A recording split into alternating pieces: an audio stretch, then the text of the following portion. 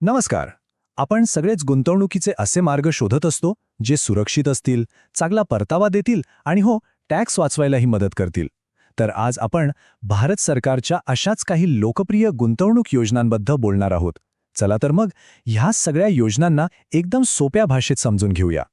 पण गुंतवणुकीचा विचार करण्याआधी एक महत्त्वाचा प्रश्न स्वतःला विचारायला हवा. आपली जी काही बचत आहे ती महागाई आणि टॅक्स या दोन्हींना हरवून खरंच वाढतीये का? कारण जर तसं होत नसेल तर योग्य गुंतवणूक निवडणं किती गरजेचं आहे हे आपल्या लक्षात येईल. आपल्यापैकी बरेच जण बचतीसाठी फिक्स्ड डिपॉझिट म्हणजे एफडीचा विचार करतात. पण तुम्हाला माहीत आहे का, सरकारी योजनांमध्ये व्याजदर तर जास्त मिळतोच, पण अनेकदा मिळणारा परतावा हा पूर्णपणे करमुक्त असतो.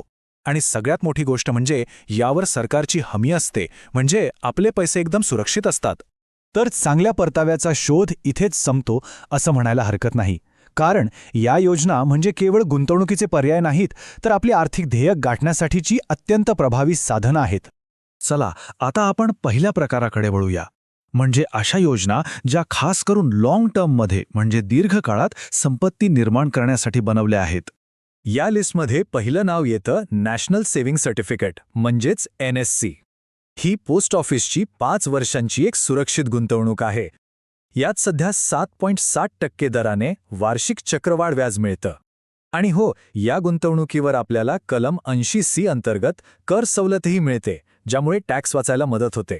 आता एक अशी स्कीम पाहूया जिचं वैशिष्ट्यच आहे गुंतवलेले पैसे दुप्पट करणं.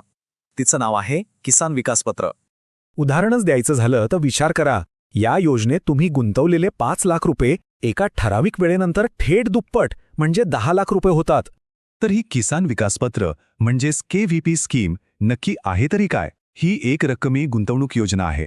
सध्याच्या नियमांनुसार ही गुंतवणूक 9 वर्ष आणि 7 महिन्यात दुप्पट होते. याचा अर्थ तुम्हाला प्रभावीपणे 7.5% वार्षिक व्याज मिळतं आणि परताव्याची तर पूर्ण हमी असतेच.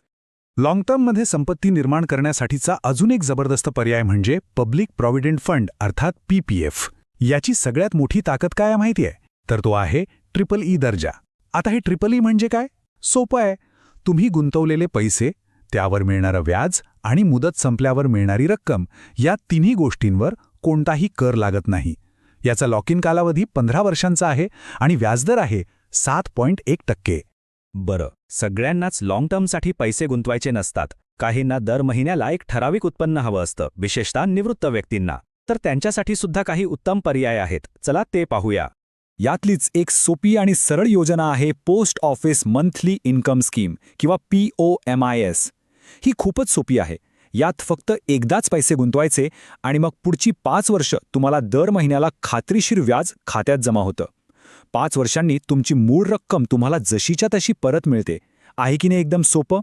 आता नियमित उत्पन्नाचा अजून एक ताकदवान पर्याय पाहूया. सिनियर सिटीजन सेव्हिंग स्कीममध्ये SCSS मध्ये जर तुम्ही जास्तीत जास्त 30 लाख रुपये गुंतवले तर दर 3 महिन्यांनी तब्बल 61,500 रुपयांचं व्याज मिळू शकतं. ही सिनियर सिटीजन सेव्हिंग स्कीम नावाप्रमाणेच खास ज्येष्ठ नागरिकांसाठी आहे, म्हणजे ज्यांचं वय 60 वर्षांपेक्षा जास्त आहे. सध्या यावर तब्बल 8.2% इतका आकर्षक व्याजदर मिळतोय आणि तोही दर 3 महिन्यांनी. निवृत्तीनंतर मिळालेल्या पैशातून सुरक्षित आणि नियमित उत्पन्न मिळवण्यासाठी हा एक उत्तम मार्ग आहे.